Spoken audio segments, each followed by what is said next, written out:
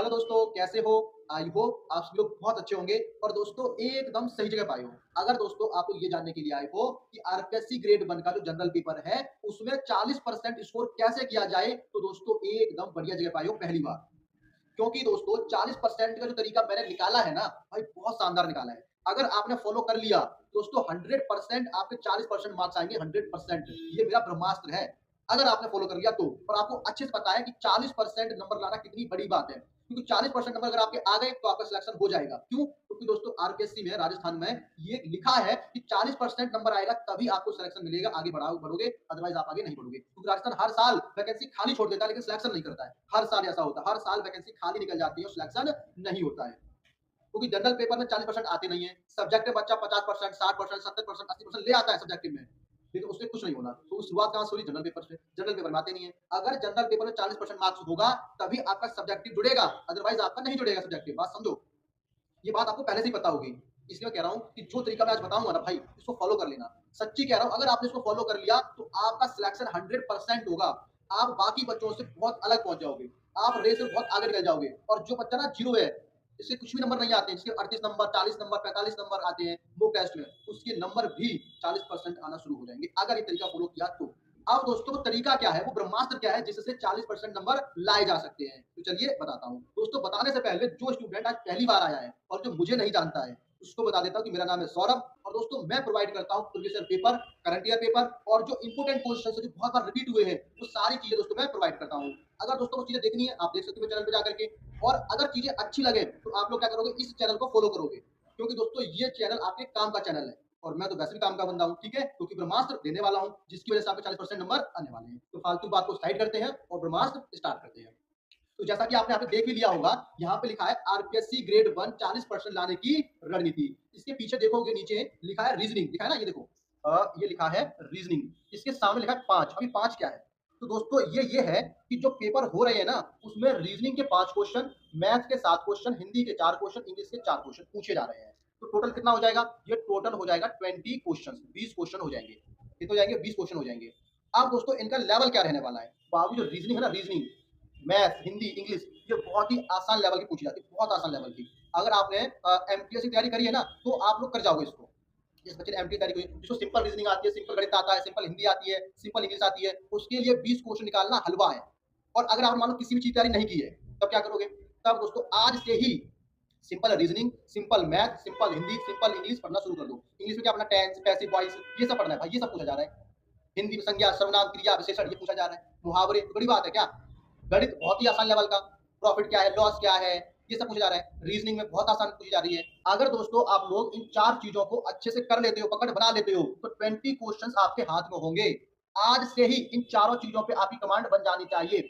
एक दिन रीजनिंग पढ़ोगे, दूसरे दिन मैथ करोगे, तीसरे दिन हिंदी करोगे, चौथे दिन इंग्लिश करोगे। ऐसे करना 4 दिन। 4 दिन के अंदर-अंदर बाबू ये वाला जो प्रक्रिया है ना, ये पूरा करना है। और 5वां दिन क्या करोगे? 5वें दिन इनकी प्रैक्टिस करोगे। 5 दिन क्या करोगे? इसकी प्रैक्टिस करोगे। ये जो 20 क्वेश्चन है ना, इस पे कमांड होनी चाहिए। अब मान लो 20 में से 20 में से आपके नंबर आ रहे हैं, 20 में से सिर्फ 18 क्वेश्चन ही ठीक कर पा रहे हो। कितने? 18 क्वेश्चन। इस 20 में से 18 क्वेश्चन ही आप कर पा रहे हो। ऐसा मैं मान के चलता हूँ। कभी-कभी एग्ज़ाम में क्या हो जाता है ना कि कुछ क्वेश्चन हार्ड भी आ जाते हैं। 1 या 2 क्वेश्चन हार्ड आ गए। ज़्यादा हार्ड नहीं आएँगे, 1 या 2 क्वेश्चन देगा। तो 20 में से मान लो कि आप 18 क्वेश्चन ही कर पा रहे हो। कितने क्वेश्चन? 18 क्वेश्चन सही कर पा रहे हो, गलत नहीं। गलत क्वेश्चन को छेड़ना ही नहीं है। नहीं आता है, छोड़ दो। सही क्वेश्चन को पिक करना है। इसलिए मैं क्या कह रहा हूँ, reasoning, math, Hindi, English 20 question मिलेंगे, बहुत ही आसान रहेंगे। 2 क्वेश्चन ही हार्ड मिलेंगे, बाकी सब आसान मिलेगा। ठीक है? तो 18 क्वेश्चन ठीक करने हैं आपको, 18 क्वेश्चन ठीक करके आने ही आने हैं। ठीक है? अब आ जाओ साइंस। साइंस के 5 क्वेश्चन बाबू आपसे पूछे जाएँगे। कितने? 5 क्वेश्चन। अब दोस्तों जो 5 क्वेश्चन पूछे जा रहे हैं ना, अगर आप साइंस बैकग्राउंड से हो और अच्छी बात है। अगर आप साइंस बैकग्राउंड से नहीं हो और आपको साइंस समझ में नहीं आती है, तब क्या करोगे? तब कुछ करना ही नहीं है। तो मान लो ये 5 क्वेश्चन मुझे बिल्कुल भी नहीं आते, छोड़ दिए। छोड़ने का मतलब ये है कि मैंने 40% क्राइटेरिया से बाहर रखा है इसको अभी के लिए, ठीक है? अब आ जाओ हिस्ट्री। हिस्ट्री में कितने हैं? 15 क्वेश्चन। अब 15 क्वेश्चन के 15 आएँगे नहीं आपको। तो मान लो आप ना बिल्कुल घटिया इंसान के बच्चे हो। जिसको ना हिस्ट्री का एच भी पता नहीं, इतिहास का ई भी पता नहीं कि इतिहास में क्या था क्या नहीं था। लेकिन 2 टॉपिक कर लो, 1857 की क्रांति कर लो और 1857 के बाद जो 1857 से लेकर 1947 तक जो नेता रहे हैं, क्रांतिकारी रहे हैं, इनके बारे में पढ़ लो। क्रांतिकारियों से बाबू 2 या 3 क्वेश्चन पूछे जाएँगे। समझ रहे हो? जो भारतीय क्रांतिकारी रहे हैं, इनसे 3 क्वेश्चन बनेंगे, 3 या 2 क्वेश्चन तो 100% बनेंगे। और 1857 क्रांति से 1-2 क्वेश्चन वहाँ से बन जाएगा। तो 4-5 क्वेश्चन तो यहीं से बन जा रहे हैं, साफ-साफ दिख रहा है, साफ-साफ। तो मैंने मान लिया कि 15 में से ना सिर्फ 2 ही क्वेश्चन कर पा रहे हो आप, सिर्फ 2 क्वेश्चन कर पा रहे हो। हिस्ट्री के सिर्फ 2 क्वेश्चन ठीक कर पा रहे हो, गलत नहीं, ठीक कर पा रहे हो, ठीक है? अब आ जाओ सीए। सीए मतलब क्या है यहाँ पे? Current affair. अब तुम तो घटिया इंसान हो, तुमको करंट अफेयर का कुछ नहीं पता। पता ही नहीं भारत में क्या हो रहा है, क्या विदेशों में, कुछ पता ही नहीं है। तब क्या करोगे? कुछ नहीं करना, छोड़ दो। छोड़ दिया, मैंने ये भी छोड़ दिया, करंट अफेयर छोड़ दिया, सब छोड़ते रहो, सिर्फ जो बता रहा हूँ वो देखो। अब आ जाओ पॉलिटी। पॉलिटी के 10 क्वेश्चन। मैंने क्या बोला? तुम घटिया हो। बुरा मत मानना, घटिया मतलब तुम कमजोर बालक हो। जो जीरो पे खड़ा है, शून्य पे खड़ा है, उसको कुछ नहीं आता। अब वो क्या करेगा?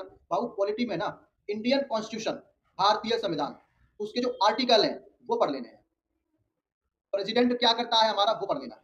प्रधानमंत्री क्या करता है, ये कर लेना। ये 3-4 चीजें कर लेना जो मैंने बताई हैं, इसमें से 2 क्वेश्चन आपको मिल जाएंगे। अब 2 क्वेश्चन 100% के साथ 2 क्वेश्चन मिलेंगे आपके। 2 से ज्यादा ही मिलेंगे, लेकिन मैं 2 क्वेश्चन लेके चलता हूँ। ज्यादा ज्यादा प्यार मोहब्बत है, लेकिन हम वो नहीं पालेंगे, लालच नहीं करेंगे, सिर्फ 2 क्वेश्चन ठीक करेंगे। बात समझ आ गई? अब बात आ जाओ इंपोर्टेंट एजुकेशन। एजुकेशन क्या? आप टीचर बनने वाले हो, तो बाबू आपसे पूछा जाएगा ना कि बच्चे का मानसिक विकास क्या होगा, उसकी साइकोलॉजी क्या है, कब बच्चा बड़ा होता है। इसके 15 क्वेश्चन आपसे पूछे जाएंगे, 15 क्वेश्चन। ये इंपोर्टेंट है। इस एजुकेशन वाली चीज़ों में आपको 10 क्वेश्चन ठीक करने हैं। कितने? 10 क्वेश्चन, ज़्यादा पाला ही नहीं, 10 क्वेश्चन ठीक होने चाहिए, बिल्कुल ठीक 10 क्वेश्चन। 15 में से 10 क्वेश्चन बाबू आपके ठीक होने चाहिए और ये आना चाहिए। अगर आपने सीटेट पास किया होगा, तब आपने किया होगा ना भाई। रीट दिया होगा, तब भी आपने ये वाला पढ़ा होगा। बीएड किया होगा, तब आपने पढ़ा होगा। ये कॉन्सेप्ट पढ़ रखा ना? नहीं पढ़ा है? पढ़ा है भाई। सबने पढ़ा है कि बाय गॉड चाचा ने क्या कहा था। पढ़ा है ना? इसकी थ्योरी-व्योरी पढ़ा है, सब कुछ पढ़ा है। तो अब क्या करना है? अब उसको अच्छे से डीपली पढ़ना है। डीपली ऐसे पढ़ना है कि 15 में से 10 क्वेश्चन आपको 100% आने चाहिए। 100%, एक क्वेश्चन नहीं छोड़ना। 15 से 9 नहीं, पूरे 10। ज़्यादा हो अच्छी बात है, 10 से कम नहीं हुई। तो मैंने मान लिया 10 क्वेश्चन आप ठीक करके आ रहे हो, एक भी गलत नहीं, ठीक क्वेश्चन करके आ रहे हो, ठीक है? क्योंकि गलत वाली चीज़ों में साइड ही कर दिया बिल्कुल। तो अब इनको जोड़ लो। जोड़ो, बताओ कितना हो रहा है? मुझे फटाफट बताओ। किसका गणित बढ़िया है? किसका गणित बढ़िया है? देखो, मेरा ही बढ़िया है। 18 ये 2 ये 18 2 कितना हो गया? 20 हो गया। कितना हो गया? 20।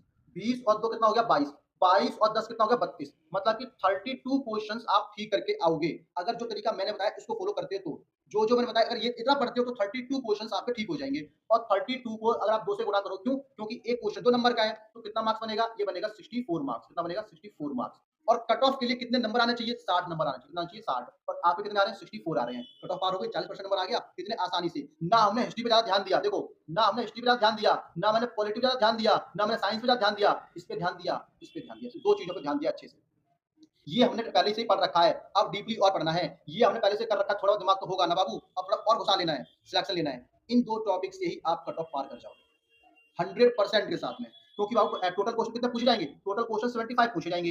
एक क्वेश्चन 2 नंबर का रहेगा। कितना मार्क्स है? 150 और 150 का अगर 40% निकालोगे कितना आ जाएगा? 60। तो और कट ऑफ के लिए कितने नंबर चाहिए? 60 नंबर चाहिए और आपके आ कितने रहे थे? आपके आ रहे थे 64 नंबर आ रहे थे देखो। कट ऑफ से 4 नंबर ज़्यादा ही आ रहे हैं। अगर 64 आ जाएगा तो आपका सब्जेक्टिव पेपर चेक हो जाएगा। सब्जेक्टिव पेपर में आपका सिलेक्शन हो जाएगा क्योंकि प्री निकालना, प्री मतलब कि जनरल पेपर निकालना इंपॉर्टेंट है। 40% आएगा तभी आपका सेकंड पेपर जुड़ेगा, अदरवाइज़ नहीं जुड़ेगा। तो बाबू अगर इस तरीके से पढ़ लेते हो ना, तो सच्ची बता रहा हूँ भाई आपके 40% नंबर 100% आ जाएँगे। तो आज से, अभी से ज़्यादा दिन नहीं बचे हैं। आज से, अभी से इन 4 चीज़ों पे फ़ोकस करोगे और इस वाली चीज़ पे फ़ोकस करोगे और थोड़ा हिस्ट्री और थोड़ा पॉलिटी पे फ़ोकस करते रहोगे। इतना करना है।